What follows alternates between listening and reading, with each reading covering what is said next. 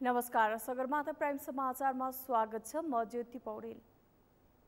नमस्कार, म अर्जुन नेपाल। सगरमाथा प्राइम समाचार सुरु गरौँ अहिलेसम्मका मुख्य समाचारबाट।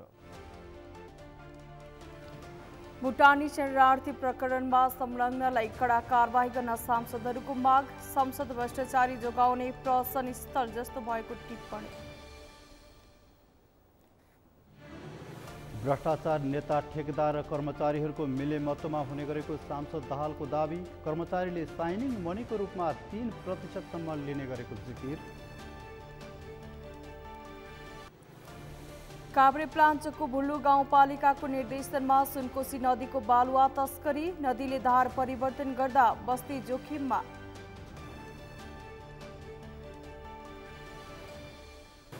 क्यानाडा सरकारद्वारा एक चिनिया कूटनीतिज्ञ निष्कासित। विपक्षी सांसदलाई धम्की दिएको आरोप। चिनिया दूतावासद्वारा विरोध प्रकट।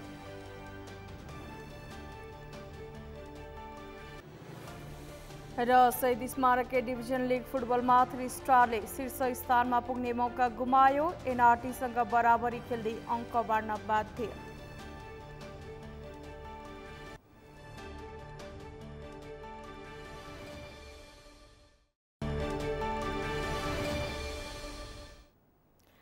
प्राइम समाचार अब विस्तारमा। नक्कली भुटानी शरणार्थी प्रकरणले नेपाली राजनीति तरङ्गित बनेको छ। यो प्रकरण राजनीतिसँग प्रत्यक्ष रूपमा जोडिएकाले तरङ्ग उत्पन्न भएको हो।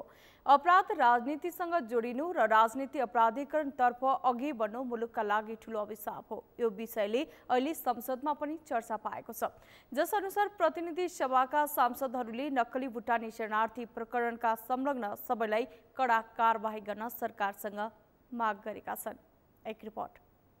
प्रमुख प्रतिपक्षी दल नेकपा एमालेका सांसद ठाकुर प्रसाद गैरीले नक्कली भुटानी शरणार्थी प्रकरणमा संलग्न सांसदहरू सदनमा बोलिरहेको दाबी गर्दै उनीहरूलाई किन पक्राउ नगरिएको भनी सरकारलाई प्रश्न गरे। मंगलबार प्रतिनिधि सभा बैठकको शून्य समयमा सांसद गैरीले पक्राउ पूर्जी जारी गरिएका र सो प्रकरणमा आशंका गरिएकाहरूमाथि छिटोभन्दा छिटो छानबिन गरी कारबाहीको प्रक्रियामा ल्याउन सरकारलाई सचेत गराए। उनले यो प्रकरण जघन्य अपराध र देशद्रोही काम भएकाले दोषीलाई कुनै पनि हालतमा उन्मुक्ति दिन नहुने बताए। भ्रष्टाचार जन्य जघन्य अपराध मात्रै नभएर यो राष्ट्रघात हो, देशद्रोही काम हो। त्यसकारणले यस्तो काममा संलग्न मानिसहरू छिटोभन्दा छिटो कारबाहीको प्रक्रियामा ल्याइनुपर्छ, कारबाही गरिनुपर्दछ। यति मात्रै होइन कि हामीले सुनिरहेका छौँ विभिन्न समाचारहरूमा कि केही व्यक्तिहरू पक्राउ परेका छन्, केही व्यक्तिलाई र सांसदलाई वारेन्ट गरिएको छ, उहाँ भागिराख्नु भएको छ। केही सांसद जो नोटिसमा हुनुहुन्छ, समाचारमा आइराखेको छ, उहाँ सदनमै हुनुहुन्छ, सदनमा बोलिराख्नु भएको छ। यो के भएको? म यो सदन मार्फत, सभामुख मार्फत सरकारलाई यो विषयमा जाँचबुझ के भइरहेको छ, छानबिन के भइरहेको छ, यसमा संलग्न को हुन्, यो सरकारले के गरिरहेको छ। सत्तारूढ प्रमुख घटक नेपाली कांग्रेसका सांसद तेजुलाल चौधरीले नक्कली भुटानी शरणार्थी प्रकरणमा संलग्न गिरोहलाई बचाउनका लागि चलखेल भइरहेको दाबी गर्दै उनीहरूमाथि कडा कारबाही गर्न सरकारसँग माग गरे। उनले यो प्रकरणको निष्पक्ष छानबिन गरी सबै दोषीलाई कारबाहीको दायरामा ल्याउन पनि सरकारलाई दबाब दिए। भुटानी शरणार्थी बनाएर प्रकरणको ठुलो काण्ड भएको छ। त्यही मन्त्रालय अन्तर्गत थुप्रै काण्डहरू हुँदाहुँदै यो ठुलो काण्डको रूपमा आइराखेको छ। त्यसकारणले यो ठगी प्रकरणलाई, यो गिरोहलाई जुन किसिमको अहिले चलखेल चलिरहेको छ, त्यसलाई पनि कडाभन्दा कडा कारबाही गर्न म जोरदार माग गर्न चाहन्छु। राष्ट्रिय स्वतन्त्र पार्टीकी सांसद डाक्टर तोसीमा कार्कीले नक्कली भुटानी शरणार्थी प्रकरणमा देशका ठूला निकाय र राजनेताहरू नै संलग्न रहेको आरोप लगाउँदै आक्रोश व्यक्त गरिन्। उनले सबै सांसदहरूको सम्पत्ति संसद सचिवालयको वेबसाइटमा तत्काल सार्वजनिक गरी उनीहरूको सम्पत्तिको स्रोत खोज्न पनि सभामुखलाई निर्देशन दिन माग गरिन्। यो सदन देश निर्माणको छलफल गर्ने ठाउँ हो कि एक भ्रष्टाचारीले अर्को भ्रष्टाचारीलाई जोगाउने प्रहसन स्थल हो? नेपाली नागरिकलाई भुटानी शरणार्थी बनाएर विदेश लैजाने काममा देशका ठुला निकाय र राजनेताहरू संलग्न भएको कुरा बाहिर आइरहेको छ। प्रहरीद्वारा पक्राउ पूर्जी जारी गर्दा समेत जोगाउन खोजिएको छ। एकले अर्कालाई जोगाइरहने, काण्ड गरिरहने, अनि यो देश डुबाइरहने, अन्तर्राष्ट्रिय जगतमा समेत राष्ट्रलाई नै, राज्यलाई नै दलाल स्थापित गर्ने, अनि के मुखले अनुदान माग्न जाने? हामी सम्पूर्णले यो सदनलाई सम्पत्ति विवरण बुझाइसकेका छौँ। आजै तत्कालै वेबसाइट मार्फत सम्पत्ति विवरण सार्वजनिक गरियोस् र कर सहितको स्रोत खोज्न पनि निर्देशन दियोस्। सांसद डाक्टर तोसीमा कार्कीले संघीय संसद प्रतिनिधि सभा भ्रष्टाचारीहरूलाई जोगाउने प्रहसन स्थल जस्तो भएको भन्दै आपत्ति समेत जनाइन्। राष्ट्रिय सभा सदस्य अनिता देवकोटाले नक्कली भुटानी शरणार्थी प्रकरणलाई जघन्य र मानव तस्करी अपराधका रूपमा गम्भीर ढङ्गले छानबिन गर्नुपर्ने बताउनु भएको छ। उहाँले जनता वास्तविकता र सत्य तथ्य बुझ्न चाहिरहेकोले गर्दै अपराधलाई संरक्षण गर्न नहुने बताउनुभयो। उहाँले भुटानी शरणार्थी प्रकरणले अन्तर्राष्ट्रिय रूपमा नै नेपालको छवि नराम्रो बनाएको बताउनुभयो। उहाँले प्रकरणबारे निष्पक्ष छानबिन गरी सत्य तथ्य बाहिर ल्याई दोषीलाई कारबाही गर्न माग गर्नुभयो। सदस्य देवकोटाले जनतालाई यस घटनाबारे सत्य तथ्य बुझाउनु पर्ने बताउनुभयो। यस्तै दीपा गुरुङले क्यान्टनमेन्ट काण्डबारे छानबिन गर्न माग गर्नुभयो। उहाँले लामो समयबाट भ्रष्टाचारको काण्डै काण्ड देशमा छाएको उल्लेख गर्नुभयो। उहाँले क्यान्टनमेन्टको काण्डलाई न्यायसम्मत रूपमा छानबिन गर्न आग्रह गर्नुभयो। त्यस्तै राष्ट्रिय सभा सदस्य प्रकाश पन्तले हालसम्मका सबै प्रधानमन्त्री, मन्त्री र सांसद कर्मचारीहरूको सम्पत्ति छानबिन गर्न माग गर्नुभयो। उहाँले भ्रष्टाचार विरुद्ध कडा एक्सन सुरु गर्न पनि आग्रह गर्नुभयो।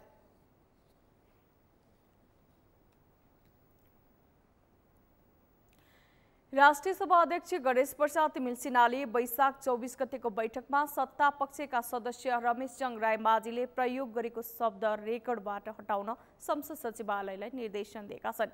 सांसद रायमाझीले नेकपा एमालेका सांसद टोपबहादुर रायमाझीलाई केपी ओलीको झड्केलो छोरा भन्दै व्यङ्ग्य गरेका थिए। एक रिपोर्ट।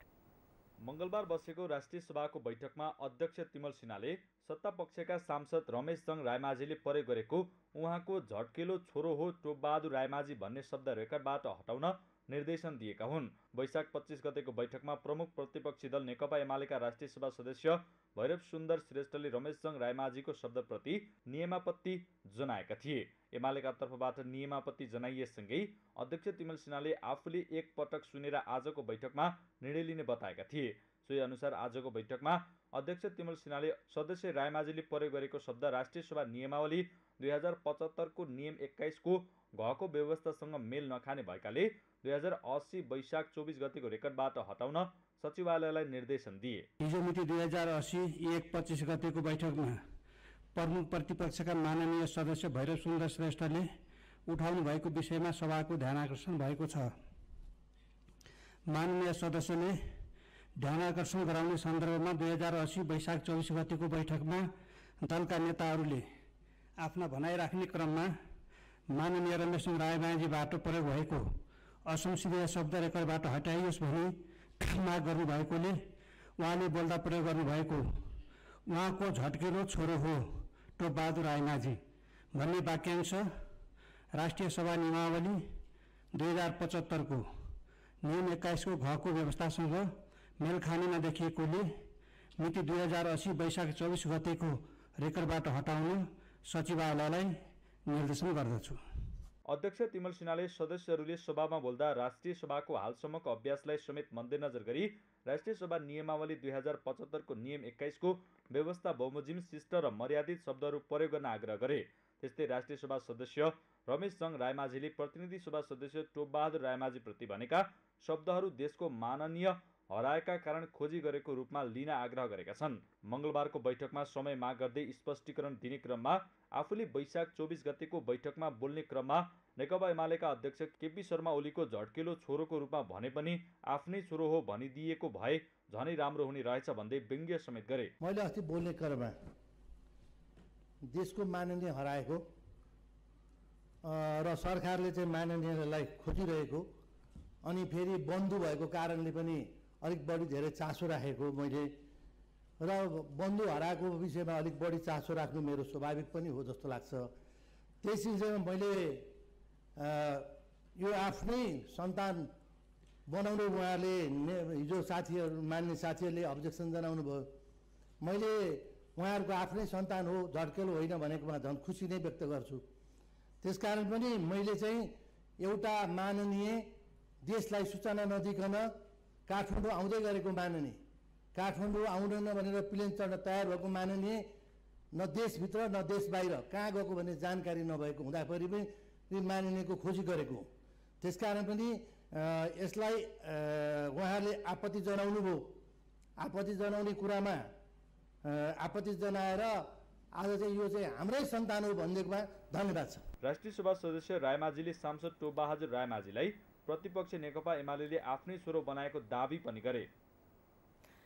नेपाल प्रहरीले एमाले सचिव एवं सांसद टोपबहादुर रायमाझीको घरमा छापा हानेको छ। आज ललितपुरको कुमलटार हाइट स्थित रायमाझीको घरमा प्रहरीले छापा हानेको हो। नक्कली भुटानी शरणार्थी बनाएर नेपालीलाई अमेरिका पठाउने भन्दै भएको ठगीमा अनुसन्धानका लागि भन्दै सचिव रायमाझी विरुद्ध प्रहरीले पक्राउ पर्ची जारी गरेको छ। पक्राउ पर्ची जारी भएको 1 हप्ता बितिसक्दा समेत रायमाझी फरार रहेको कारण आज प्रहरीले घरमै छापा मारेको हो। छापा मार्दा रायमाझीको घरमा सवारी साधन भेटिएको तर मान्छे नभेटिएको प्रहरीले जनाएको छ। नक्कली शरणार्थी प्रकरणमा हालसम्म रायमाझीका छोरा सन्दीप सहित पूर्व गृह सचिव, हाल उपराष्ट्रपति कार्यालयमा कार्यरत सचिव टेकनारायण पाण्डे, पूर्व गृह सचिव रामबहादुर थापा, बादलका सुरक्षा सल्लाहकार इन्द्रजित राई लगायत पक्राउ परिसकेका छन्।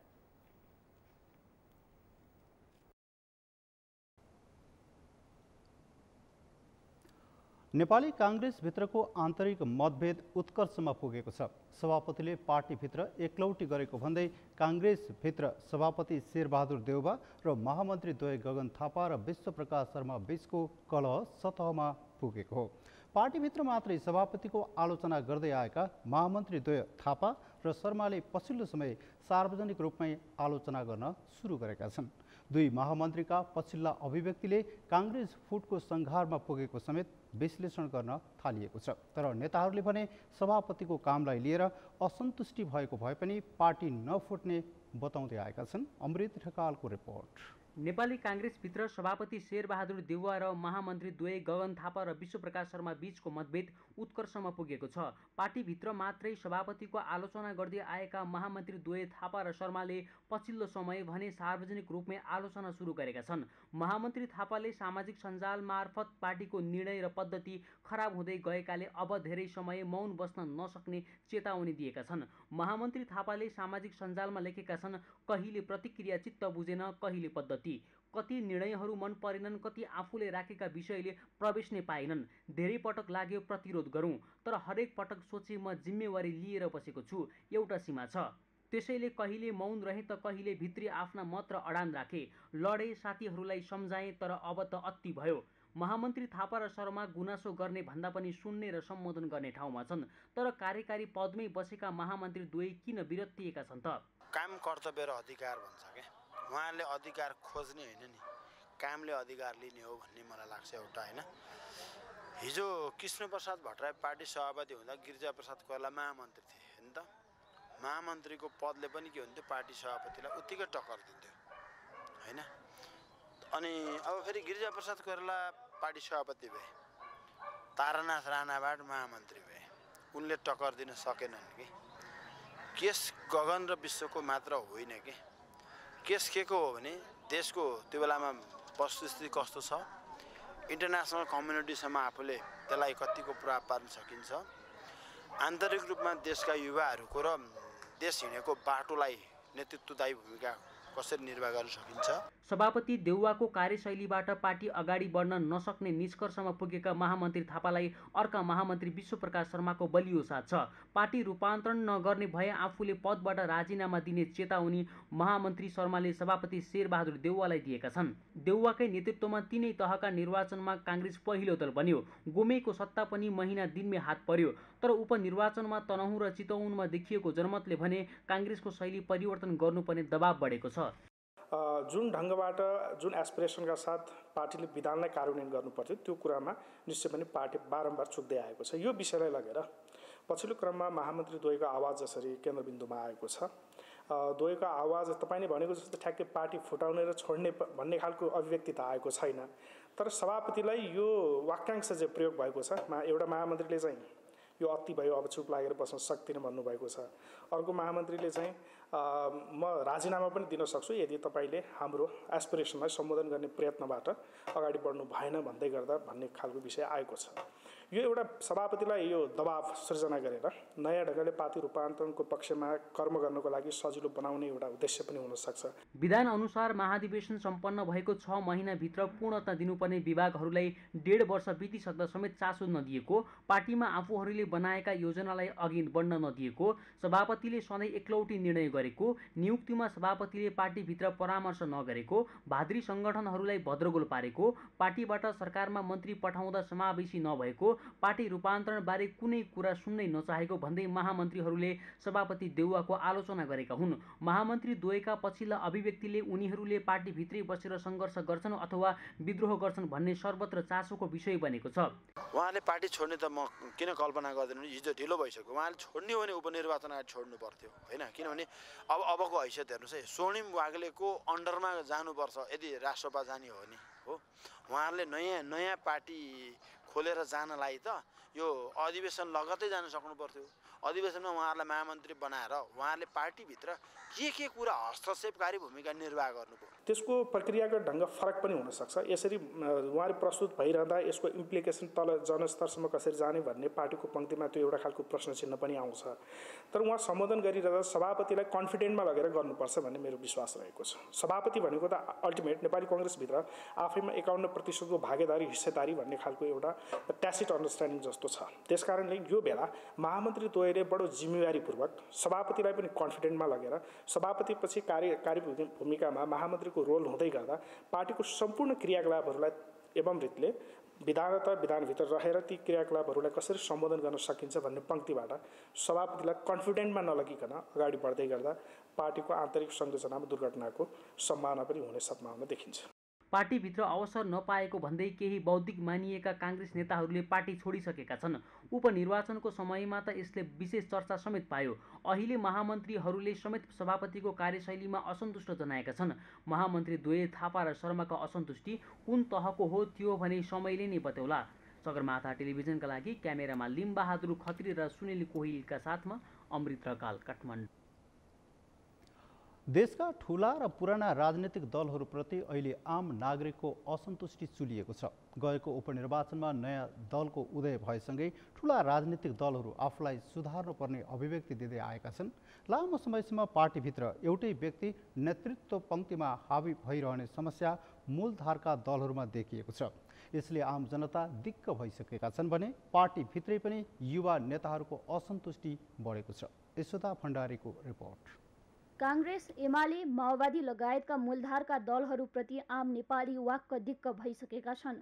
उनीहरूको शासनमा 33 वर्ष बिताएका नेपालीहरूले कुनै राहतको अनुभव गर्न सकेका छैनन्। 33 वर्षमा तिनै पार्टीका शीर्ष नेताहरूकै नेतृत्वमा भइरहेको शासनले आम नेपाली निराश भइसकेका छन्। साथै ती दलका युवा नेताहरू समेत विद्रोह गर्ने अवस्थामा पुगेका छन्। गएको उपनिर्वाचनमा ठूला दल पाखा लागेसँगै अब यी दलहरू सुध्रिनुपर्ने दलका युवा नेताहरू बोल्दै आएका छन्। पार्टीभित्र सधैँ एउटै व्यक्ति नेतृत्वमा हावी हुने पुराना दलका परिपाटीले पार्टीमा रहेका युवा नेताहरू नेतृत्वप्रति असन्तुष्ट छन्। पछिल्लो समय काङ्ग्रेसभित्र पार्टी सभापतिले एकलौटी निर्णय लिने गरेको भन्दै पार्टीभित्र युवा नेतृत्वको असन्तुष्टि छरपष्ट नै भइसकेको छ। काङ्ग्रेस महामन्त्री गगन थापाले शुक्रबार पार्टी पदाधिकारी बैठक सकिए लगतै आइतबार सामाजिक सञ्जालमा गगनले आक्रोश पोखे। यसअघि काङ्ग्रेस सभापति देउबा र उनकी पत्नी आर्जु राणाको हेपाई र अपमान सहन नसकेको भन्दै स्वर्णिम वाग्ले रासोपा प्रवेश गरे। पार्टीभित्र नीतिगत, नेतृत्वगत र संरचनागत रूपबाट ठूलो परिवर्तनको आवश्यक रहेको काङ्ग्रेस नेताहरूको आवाज उठेको छ। अहिलेको जस्तै सानो गिरो र कोटरीले नै यसलाई कब्जा गरेर राख्ने नीतिको निरन्तरता भयो भने हामी सचिँदैनौँ, हामी सकिने दिशातिर उन्मुख हुन्छौँ। हामी यथास्थिति र परिवर्तन विरोधी पक्षधर जस्तो देख्यौँ। त्यसले गर्दा जनतामा जुन असन्तुष्टि छ त्यो असन्तुष्टिलाई सम्बोधन गर्नको निम्ति पार्टीभित्र नीतिगत, नेतृत्वगत, संरचनागत रूपबाट परिवर्तन, पार्टीलाई विधिसङ्गत ढङ्गले परिचालनको अवस्था, पारदर्शी र सामूहिक जिम्मेवारीको परिस्थिति निर्माण गर्नको निम्ति एउटा ठुलो परिवर्तनको आवश्यकता छ। व्यक्तिको अनुहारले परिवर्तन आउने होइन, परिवर्तन ल्याउनका लागि चाहिँ हामीलाई चाहिँ नीति आवश्यक पर्छ। देशले खोजेको चाहिँ आमूल परिवर्तन छ, एउटा दुईटा कुरै छैन। हेर्नुहोस् होइन, यहाँको शिक्षा नीति, यहाँको स्वास्थ्य नीति, यहाँको अर्थनीति, यहाँको चाहिँ न्याय प्रणाली, यहाँको अख्तियार प्रणाली हेर्नुहोस् त, सुधार गर्ने हो भने यी कुराहरूलाई सुधार गर्न सक्नु पर्यो। युवा नेताहरू को हुनुहुन्छ काङ्ग्रेसमा, एमालेमा, माओवादीमा को हुनुहुन्छ हो, यो कुरा जबसम्म उहाँहरूले बुझ्नुहुन्न, त्यो पुरानो चाहिँ रक्सीले के बोतलमा नयाँ रक्सी चाहिँ हाले जस्तो मात्रै हो, पात्र फेर्ने भनेको कुरा चाहिँ जबसम्म नीति फेर्न सकिँदैन देश बन्न सक्दैन। त्यसो त मुख्य ठुला तथा पुराना दलहरूभित्र मूल नेतृत्व विरुद्ध एकल अथवा सङ्गठित असन्तुष्टि पोखिनु नौलो होइन। प्राय सबै पुराना दलमा युवा नेताहरू मूल नेतृत्वलाई सच्चिन कि सकिन तयार हुन दबाब दिइरहेका छन्। काङ्ग्रेसमा जस्तै माओवादी केन्द्रका युवाहरूमा पनि सकिने कि सोध्रिने भन्ने हुटहुटी छ। सोच्ने तरिकामा पनि हामीले फेरबदल ल्याउनु जरुरी छ, काम गर्ने तौर तरिकामा पनि हामीले फेरबदल गर्न जरुरी छ। नेतृत्वमा पनि नेतृत्व कसरी चयन गर्ने भन्ने बारेमा पनि हामी चाहिँ छलफल गर्दैछौँ। हाम्रो पार्टीमा पनि त्यो माओवादी पार्टीमा पनि हामी छलफल गर्दैछौँ। हामी विशेष महाधिवेशन हामीले गर्दैछौँ। यसमा हामीले विचारमा, हामीले सङ्गठनमा, हामीले संरचनामा हामीले चाहिँ यसलाई चाहिँ विकास गरेर लिएर जाँदैछौँ। यो राजनीतिमा यी दलहरूमा जुन खालका चाहिँ क्रियाकलापहरू र जुन सोचाइ चाहिँ नि स्थापित गर्न खोजिएको छ, यसलाई हामीले ब्रेक गर्न चाहन्छौँ। पार्टीभित्र असन्तुष्ट रहेका युवा नेतृत्वहरू पार्टी सुदृढीकरणको कुरा गरिरहँदा मूलधारका दलहरू नसच्चिने बरु सकिने विश्लेषण पनि हुन थालेको छ। चाहिँ अरूलाई गाली गरेर अर्थात् सरापेर अनि त्यहाँबाट काहीँ सच्चिया भन्न मिल्छ र यिनीहरू सच्चिनेवाला छैनन् भनेको उहाँहरूले जनाइराख्नु भएको छ। उहाँहरूले अहिले पनि जनाइराख्नु भएको छ, हामी सच्चिनेवाला होइन, हाम्रो यही नै हो, हाम्रो नीति यही हो, हाम्रो बानी यही हो, स्वभाव यही हो, हामी सच्चिँदैनौँ भनेर उहाँहरूको क्रियाकलापले देखाइरहेको छ। त्यो सच्चिँदैन भने सकिन्छौ भनेर त जनताले हो नि, उनीहरूलाई त त्यो लागेकै छैन, सच्चिनुपर्छ भन्ने रियलाइजेसनै छैन, कन्फिडेन्सै छैन, त्यसले गर्दा सच्चिँदैन, बरु चाहिँ सिद्धिन्छन् होला। आम जनतामा राजनीतिक दलप्रति वितृष्णा फैलिएको बेला जानकारहरू व्यक्तिको अनुहारले होइन नीतिले परिवर्तन ल्याउने बताउँछन्। युवाले देश परिवर्तन गर्ने भन्दा पनि उचित योजना, नीति र भिजनले मुलुकमा परिवर्तनको छनक आउने जानकारहरूको बुझाइ छ। सगरमाथा टेलिभिजनका लागि क्यामेरामा सुनिल कोलीका साथमा यशोदा भण्डारी, काठमाडौँ। राष्ट्रिय सभा सदस्य देवेन्द्र दाहालले भ्रष्टाचार नेता, ठेकेदार र कर्मचारीहरूको मिले मतोबा हुने गरेको बताउनु भएको छ। आज बसेको राष्ट्रिय सभाको बैठकमा बोल्दै उहाँले यस्तो बताउनु भएको हो। उहाँले भ्रष्टाचार न्यूनीकरण गर्न सरकारका प्रतिबद्धताहरू पनि माग गर्नुभयो। उहाँले कर्मचारीले साइनिङ मनीको रूपमा 3% लिने गरेको उल्लेख गर्दै त्यस्ता कामहरू रोक्नका लागि सरकारले कस्ता कदम चालिरहेको छ भन्दै प्रश्न समेत गर्नुभयो।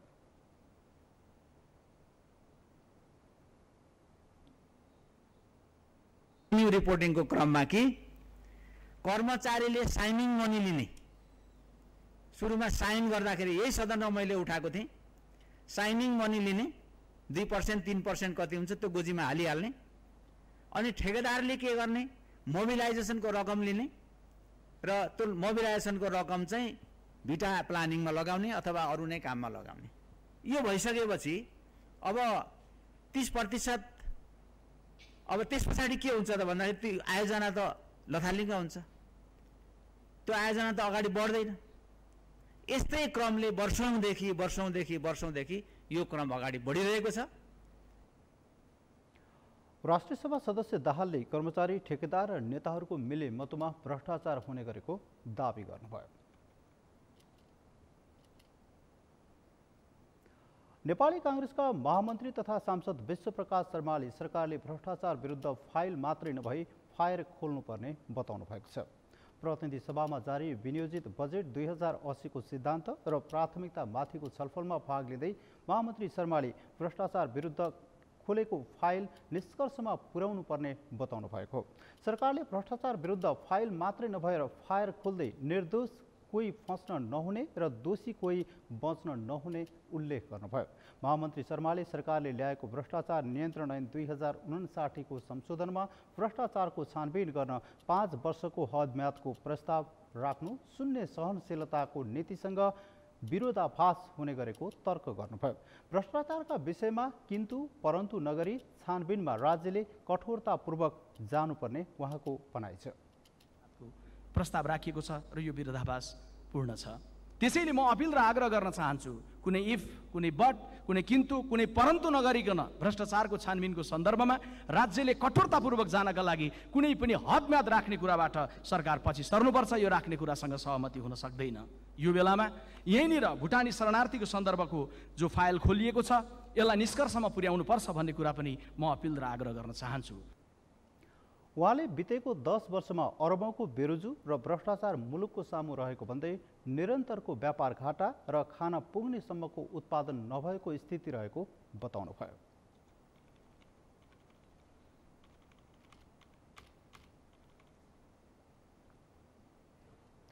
सगरमाथा समाचारमा अब पालो भएको छ विश्रामको। विश्रामपछि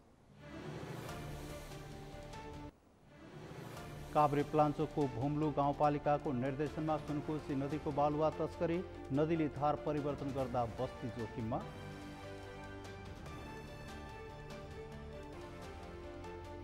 क्यानाडा सरकारद्वारा एक चिनिया कूटनीतिज्ञ निष्कासित, विपक्षी सांसदलाई धम्की दिएको आरोप, चिनिया दूतावासद्वारा विरोध प्रकट।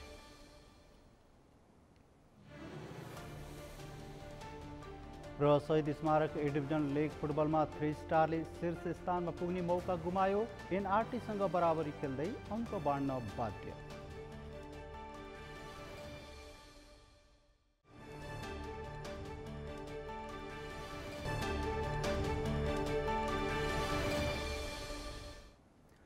विश्रामपछि सगरमाथा प्राइम समाचारमा स्वागत छ। अब बाँकी समाचार। राष्ट्रिय सभा सदस्य खिमलाल देवकोटाले बजेटमा प्रादेशिक सन्तुलन कायम गर्नुपर्ने बताउनु भएको छ। राष्ट्रिय सभाको आजको बैठकमा सरकारबाट प्रस्तुत आगामी वर्षको बजेटका सिद्धान्त र प्राथमिकताका बारेमा छलफल गर्दै उहाँले यस्तो बताउनु भएको हो। उहाँले अपवाद अनिवार्य दायित्व विषय बाहेक प्रदेश र स्थानीय तहमा जाने सशर्त अनुदानको रकम वित्तीय सम्मानीकरण अनुदानमा थप गर्न आग्रह गर्नुभयो।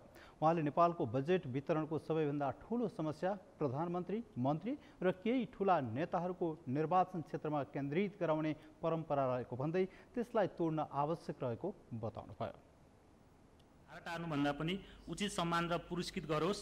राष्ट्रिय स्तरमा योगदान पुर्याएको नाममा जो जस्ता पनि पुरस्कृत गर्ने र सम्मान गर्ने चलन छ भने व्यापक गुनासो छ। यदि त्यस्तै हो भने त्यो खारेज गरियोस्, हटाइयोस्। त्यो पुरस्कार र सम्मानको वास्तविक हकदार भनेका क्रिकेटका ती खेलाडीहरू हुन्। अन्तर्राष्ट्रिय स्तरको रङ्गशाला निर्माणमा विशेष ध्यान दियोस्। खेललाई पनि पर्यटन उद्योगसँग जोडेर हेर्न सकिन्छ। भारत र चीन, भारत र पाकिस्तान लगायतका देशहरू बीचको टकरावको फाइदा पनि नेपाल लिन सक्ने गरी खेल पूर्वाधारमा लगानी बढाई अन्तर्राष्ट्रिय खेलहरूको हबको रूपमा नेपाललाई अगाडि बढाइयोस्। भारत र पाकिस्तान बीचको क्रिकेट खेल नेपालमा पनि खेलाउन सक्छौँ भन्ने तत्परताका साथ सरकार अगाडि बढोस्। उहाँले प्रदेश प्रहरी समायोजन छिटो गर्नका लागि पनि गृहमन्त्रीको ध्यानाकर्षण गराउनुभयो। जनता समाजवादी पार्टी नेपालका अध्यक्ष उपेन्द्र यादवले आगामी वर्षको बजेटमा सरकारले कृषिलाई पहिलो प्राथमिकतामा राख्नुपर्ने सुझाव दिनुभएको छ। मंगलबार सरकारले प्रस्तुत गरेका आगामी वर्षको बजेटका सिद्धान्त र प्राथमिकता माथिको छलफलमा भाग लिँदै उहाँले यस्तो सुझाव दिनुभएको हो। उहाँले आर्थिक अवस्था सुधार गर्न सबैभन्दा पहिला कृषिमा लगानी बढाउनु पर्ने बताउनुभयो। उहाँले उत्पादनमूलक उद्योगहरूलाई सबलीकरण गर्ने, रुग्ण उद्योगलाई पुनः सञ्चालन गरेर मात्रै अहिलेको आर्थिक सङ्कटको सामना गर्न सकिने बताउनुभयो। उहाँले पर्यटन क्षेत्रको प्रवर्धन गर्न सके पनि केही मात्रामा आर्थिक समस्या समाधान गर्न सकिने बताउनुभयो। अहिले जुन आर्थिक जुन सङ्कट आइराखेको जस्तो देखिन्छ, जुन मुलुकमा आर्थिक वृद्धि दर घटेर गएको छ, त्यसलाई परिपूर्ति गर्न सबभन्दा सजिलो र फास्ट भनेको कृषिमाको उत्पादनमा वृद्धि नै हो। कृषिमा आज लगानी गर्नु भने 3-4 महिनापछि नै रिजल्ट आउने हो र त्यसपछि उत्पादकमूलक उद्योगहरूलाई सबलीकरण गर्ने, जुन उद्योगले उत्पादन गरिरहेको छ ती उत्पादन गर्ने उद्योगहरूलाई सबलीकरण गर्ने र जुन विभिन्न कालखण्डमा अत्याधिक मुनाफामा रहेका उद्योगहरू, कल कारखानाहरू निजीकरण र उदारीकरणका नाममा कौडीका मूल्यमा बेचियो या प्राइभेटाइज गरियो, ती आज सबै रुग्ण अवस्थामा रहेका छन्। तिनलाई पुनः सञ्चालन गर्ने, जस्तो वीरगञ्ज चिनी कारखाना, कृषि औजार कारखाना, चुरोट कारखाना जस्ता लगायतका कारखानाहरू पुनः सञ्चालन गर्न सकिन्छ। सञ्चालन गर्ने पोलिसी निर्माण गरेर अगाडि बढ्ने हो भने यसले उत्पादनलाई वृद्धि गर्दछ। उहाँले हरित क्रान्ति कार्यक्रम लागू गर्न सके कृषि उत्पादन बढाउन सकिने बताउनुभयो।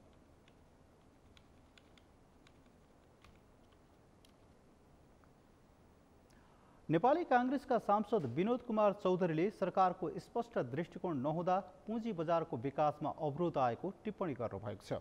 आज प्रतिनिधि सभामा बजेट 2080 को सिद्धान्त र प्राथमिकतामाथिको छलफलमा भाग लिँदै सांसद चौधरीले यस्तो टिप्पणी गर्नुभएको हो। खुला अर्थव्यवस्थामा सर्वसाधारणहरूसँग छरिएर बसेको सानो रकम जम्मा परेर ठूलो पुँजी निर्माण गर्ने र ठूला व्यवसायिक कम्पनीहरूको नाफा जनतामा वितरण गर्ने प्रमुख माध्यम पुँजी बजार भएको उहाँले बताउनुभयो।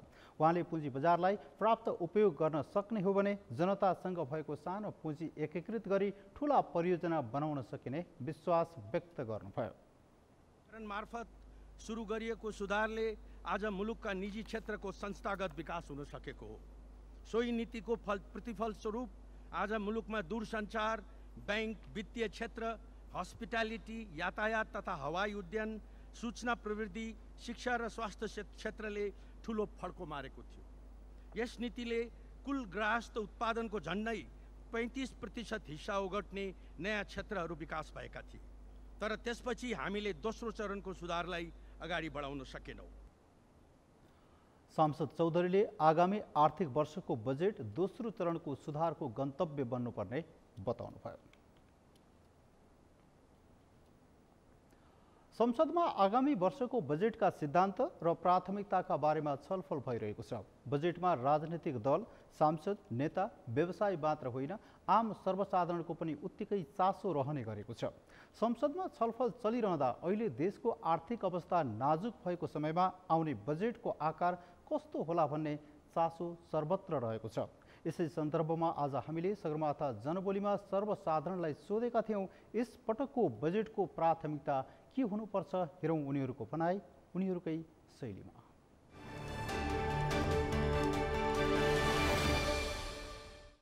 यति बेला सरकारले प्राथमिकतामा दिनुपर्ने अब शिक्षा स्वास्थ्यका कुरा त भएन नै, खास गरी नेपाली उत्पादनमा विशेष बजेट जानुपर्छ। भौतिक निर्माणका चिजहरू भन्दा पनि उत्पादनका क्षेत्रमा विशेष बजेटको प्याकेज लाने होइन भने हामी चाहिँ पराधीन त छँदै थियौँ अर्थतन्त्रमा एकदमै। अब हामी हाम्रो नियमित चाहिँ राज्य सञ्चालन गर्ने सन्दर्भमा पनि सङ्कटका कैयौँ त्यस्ता खालका चाहिँ क्षणहरू देखा पर्दछन्। कृषि क्षेत्रमा पहिलो प्राथमिकता उत्पादनमा दिने र उत्पादन गर्न मात्र लगाएर पुग्दैन, उत्पादित वस्तुहरूको बजारीकरण गर्ने दायित्व पनि राज्यले लिनुपर्छ। शिक्षा यस्तो चिज हो जसले विश्व बदल्न सक्छ है। हामी त विश्व बदल्नु त बिस्तारै पहिला नेपालबाट सुरु गर्नु पर्यो, शिक्षामा चाहिँ लगानी गर्नु पर्यो, त्यसपछि हाम्रो शिक्षा पछि हजुरको सिप पनि सिकाउनु पर्छ है। अब शिक्षा र रोजगारीमा पर्नुपर्छ हामीलाई। बरु धेरैजना मानिसहरू बेरोजगारी हुनुभयो, त्यही भएर शिक्षामा अलिकति प्राथमिकता भएर रोजगारी पनि नेपालमै सिर्जना भयो भने त्यहाँ चाहिँ राम्रो हुन्छ जस्तो लाग्छ मलाई चाहिँ। बजेट त्यसै स्वास्थ्य शिक्षामा जानु पर्यो, त्यो राख्नु पर्यो। त्यसपछि हामी हाम्रो देशमा उत्पादन के छ त्यसमा कृषि सम्बन्धीमा धेरै जोड दिनु पर्यो। त्यस्तै खेती, बोट बिरुवा, मललाई होइन आत्मनिर्भर गराउन सरकारले केही ध्यान दिनु परेको छ। स्वास्थ्य शिक्षा होइन, जस्तो अब हामी अब विदेशिनु परिरहेको छ नेपालीहरू, यो विदेशिनु चाहिँ अलिक दुःखको कुरा हो होइन, यो रोकिनुपर्छ। बरु सरकारले यहीँनिर चाहिँ होइन अलिकति रोजगारलाई पनि प्राथमिकतामा राखेर चाहिँ होइन यहाँको जति पनि अब हामी अब निम्न वर्गको मान्छेहरू छौँ तिनीहरूलाई चाहिँ रोजगारको लागि चाहिँ सरकारले पहल गरोस्, रोजगारमा अलिकति बजेट अलिक बढी नै छुट्याओस् भन्न चाहन्छु।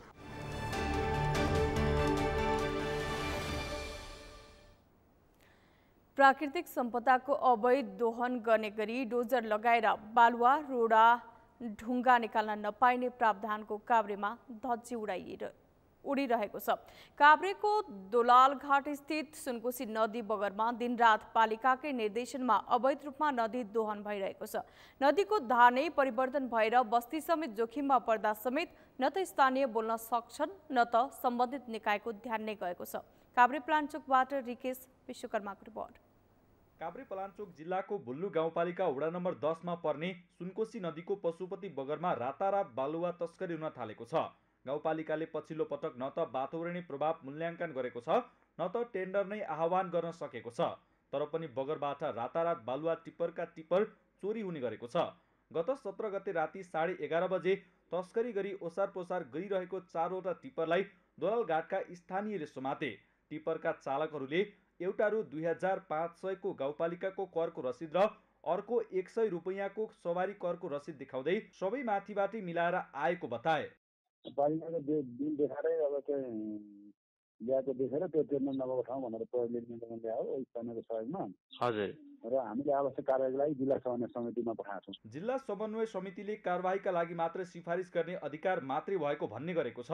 यो विषय कारबाही गर्ने अधिकार पालिकामा पठाएको जिल्ला समन्वय समितिको भनाइ छ। त्यसको के छ भन्दाखेरि जिल्ला समन्वय समितिको प्रमुखको नेतृत्वमा यो नदी जन्य पदार्थ र खानी जन्य पदार्थको अनुगमन समिति छ। त्यसमा मेरो नेतृत्वमा सिडिओ अनि सुरक्षाको प्रमुखहरू अनि वन घरेलु र आन्तरिक राष्ट्रलाई हामीले आमन्त्रित सदस्यको रूपमा राखेका छौँ र सम्बन्धित पालिकाको प्रमुख यसको यो समितिको सदस्य हुन्छ।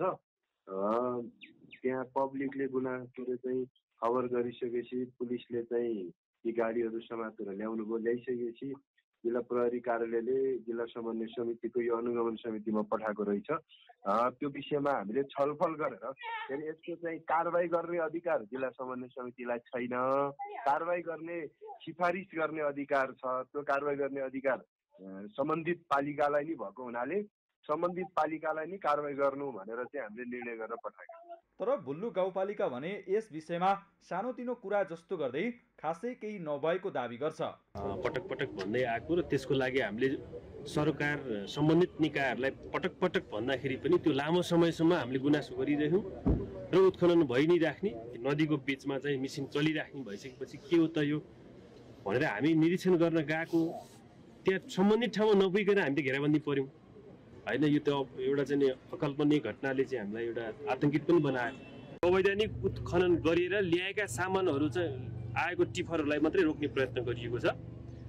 अरू टिफरहरू अरू गाडीहरू रोकेको होइन। यहाँको स्थानीयहरू भने चुपचाप बस्न बाध्य छन्। पालिकाको डरले नै आफ्नो नाम नखुलाउने र यस विषयमा बोल्न नचाहने बताउँछन्। पहिला पनि भुल्लुको स्थानीय सरकार भने आफूहरू नदी उत्खनन रोक्न जाँदा आफू नै घेराबन्दीमा परेको उनीहरूको गुनासो छ। बालुवाको चोरी तस्करी बढिरहेको अवस्थामा न त पालिकाले रोक्न चाहन्छ न त जिल्ला समन्वय समितिले। प्रशासन तलदेखि माथिसम्म सेटिङमा चलेको स्थानीयहरूको दाबी छ। प्राकृतिक स्रोतको दोहन गरेर खुलेआम तस्करी गरिरहँदा कारबाहीको अख्तियारी पाएको निकाय कहिलेसम्म चुपचाप बस्ने सम्बन्धित निकायको ध्यान जान आवश्यक छ। सगरमाथा टेलिभिजनका लागि काभ्रेबाट रिकेश विश्वकर्माको रिपोर्ट।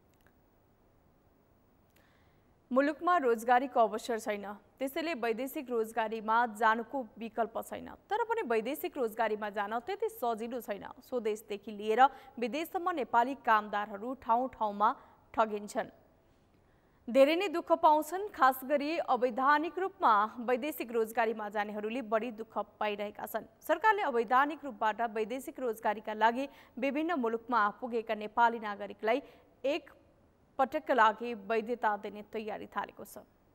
एक रिपोर्ट। मंगलबार काठमाडौँमा आयोजित सम्मानपूर्ण श्रम र आप्रवासी महिला श्रमिकको अधिकार विषयक 2 दिने राष्ट्रिय कार्यशाला गोष्ठीमा श्रम, रोजगार तथा सामाजिक सुरक्षा मन्त्री शरद सिंह भण्डारीले अवैधानिक बाटो हुँदै नेपाली नागरिकहरू विभिन्न मुलुकमा पुगेको र एक पटकका लागि सरकारले वैधता गरिदिने आफ्नो काम कारबाही अघि बढाएको बताए। उनले वैदेशिक रोजगारीमा जाँदा पनि अवैधानिक बाटो हुँदै जाने श्रमिकहरू बढी शोषणमा परेको बताए। बाहिर वैदेशिक रोजगारीमा गएका महिलाहरूको सबभन्दा ठुलो शोषण भनेको अहिले पनि यहाँ आयो, विभिन्न उदाहरण देखियो। आफ्नो उहाँहरूले पनि भन्नुभयो, जब फर्मल च्यानलबाट नगएर इन्फर्मल च्यानलबाट गएपछि सबभन्दा पहिलो असुरक्षा त तीबाट सुरु हुनुभयो नि त। को छन्, कहाँ छन्, के छन्, कुनबाट गएका छन्, कसरी गरेका छन् भन्ने कुरो चाहिँ कुनै ट्र्याकै छैन। नेपाल सरकारको प्रयास विभिन्न डिप्लोमेटिक च्यानलहरूबाट चाहिँ विभिन्न चाहिँ हाम्रो के जुन मुलुकहरूसँग हाम्रो चाहिँ संस्कृति छ, जुन मुलुकसँग हाम्रो डिप्लोमेटिक रिलेसन्सहरू छ, उहाँहरूसँग कुराकानी गरेर अनडोकुमेन्टेड र इलिगल रहेका भनिएका चाहिँ त्यहाँ चाहिँ नेपाली श्रमिकहरूलाई एकपटकको लागि चाहिँ उनीहरूलाई चाहिँ लिगलाइज गर्ने बाटो के हुनसक्छ त्यसमा हामी लाग्छौँ।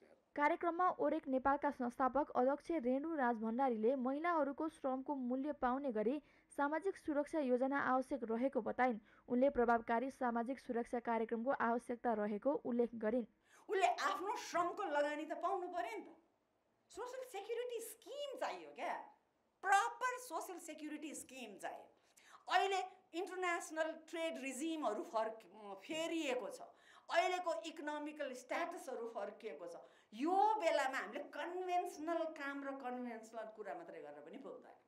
नयाँ एरियाहरू सिर्जना पनि गर्नुपर्छ, भएका एरियाहरूलाई स्ट्रेन्थेन पनि गर्नुपर्छ।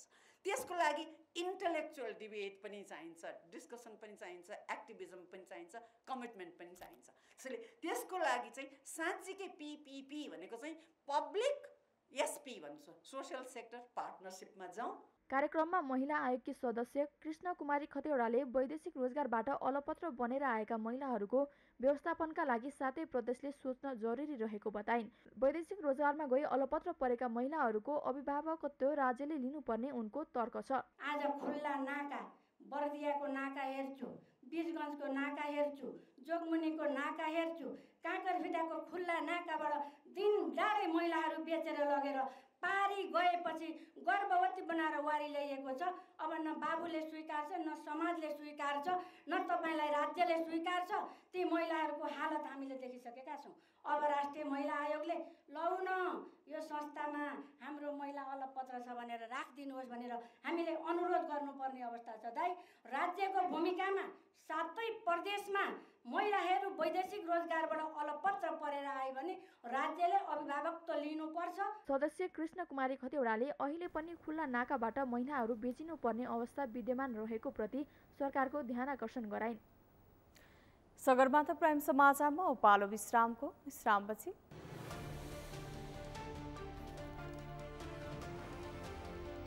क्यानाडा सरकारद्वारा एक चिनिया कूटनीतिज्ञ निष्कासित, विपक्षी सांसदलाई धम्की दिएको आरोप, चिनिया दूतावासद्वारा विरोध प्रकट। र शहीद स्मारक ए डिभिजन लिग फुटबलमा 3 स्टारले शीर्ष स्थानमा पुग्ने मौका गुमायो, एनआरटीसँग बराबरी खेल्दै अङ्क बाँड्न बाध्य।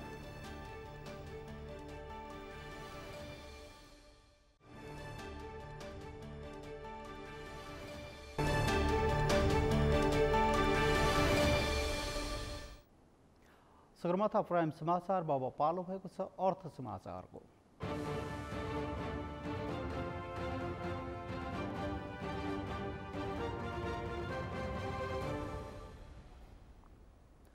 अर्थमन्त्री डाक्टर प्रकाश शरण महतले राष्ट्र ब्याङ्कले चाँडै मौद्रिक नीति खुकुलो बनाउने अपेक्षा आफूले राखेको बताउनु भएको छ। आज राष्ट्रिय सभाको बैठकमा सरकारले प्रस्तुत गरेका आगामी आर्थिक वर्षको बजेटका सिद्धान्त र प्राथमिकता बारेको छलफलमा सांसदहरूले उठाएका प्रश्नको जवाब दिँदै यस्तो अपेक्षा राखेको बताउनु भएको हो। उहाँले ब्याङ्कको ब्याजदर घटेसँगै व्यापारका लागि ऋण लिनेहरूको लागत कम हुने र व्यापार व्यवसाय फस्टाउने बताउनु भयो। उहाँले सरकारका तर्फबाट पनि पुँजी खर्च हुन नसक्नु र मौद्रिक नीति ब्याङ्किङ क्षेत्रबाट पुँजी परिचालन चाहे अनुसारको नहुँदा अर्थतन्त्रमा केही समस्या सिर्जना भइरहेको बताउनु भयो। उहाँले लक्ष्य अनुसारको आर्थिक वृद्धिका लागि पुँजीगत खर्चको प्रभाव बढाउन आवश्यक रहेको बताउनु भयो। 8% किन आउन सकेन, त्यसका विविध कारणको विषयमा पनि मैले संक्षेपमा उल्लेख गरेकै छु, तर त्यो आउनेवाला पनि छैन। असारसम्ममा त्यो 8% आर्थिक वृद्धि हुनेवाला पनि छैन। त्यो हुन सक्दैन भन्दाखेरि मैले त्यसमा कुनै छुपाइरहनु पर्ने विषय पनि यो होइन। त्यस हुनाले तर यो तैपनि यो फराकिलो आर्थिक वृद्धि किन हुन्छ? फराकिलो भनेको केही सीमित वर्गलाई मात्रै हुने आर्थिक वृद्धि होइन। अर्थमन्त्री महतले आगामी वर्षको बजेट सीमित वर्गलाई मात्रै समेटेर नल्याउने स्पष्ट पार्नुभयो। सगरमाथा समाचारमा अब पालो भएको छ खेल समाचारको।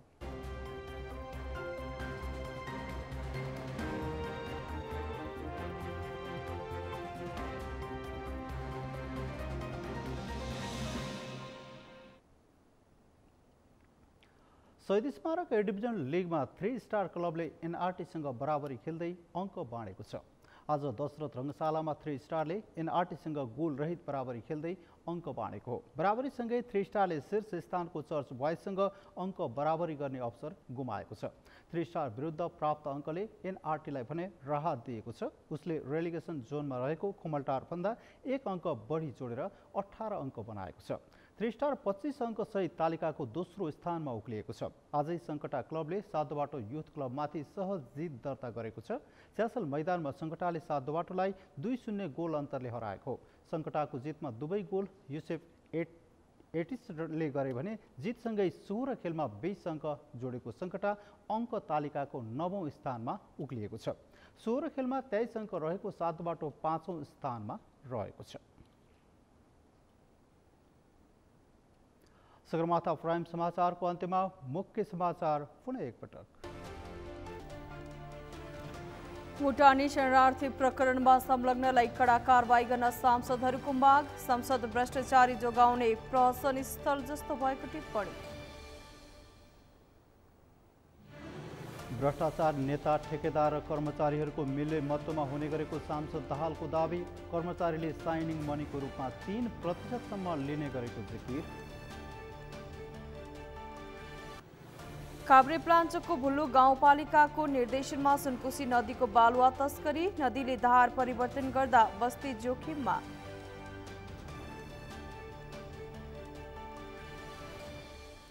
क्यानाडा सरकारद्वारा एक चिनिया कूटनीतिज्ञ निष्कासित। विपक्षी सांसदलाई धम्की दिएको आरोप। चिनिया दूतावासद्वारा विरोध प्रकट।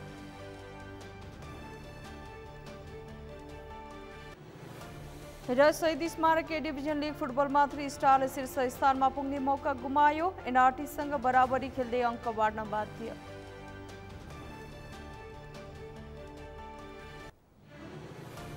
हवस् त सगरमाथा समाचार अहिलेलाई सकियो। तपाईँ समाचार बुलेटिनका साथै सगरमाथा टेलिभिजनका सम्पूर्ण कार्यक्रम www.sagarmatha.tv मा पनि पढ्न र हेर्न सक्नुहुनेछ। साथै युट्युबमा youtube.com/sagarmatha.tv नेपालमा हेर्न सक्नुहुनेछ। तपाईँ हामीलाई फेसबुकमा पनि facebook.com/STV नेपालमा फलो गर्न सक्नुहुनेछ। समाचारको शिखर नेपालको गौरव नेपालको poultry news channel Sagarmatha television हेर्दै गर्नुहोला। नमस्कार।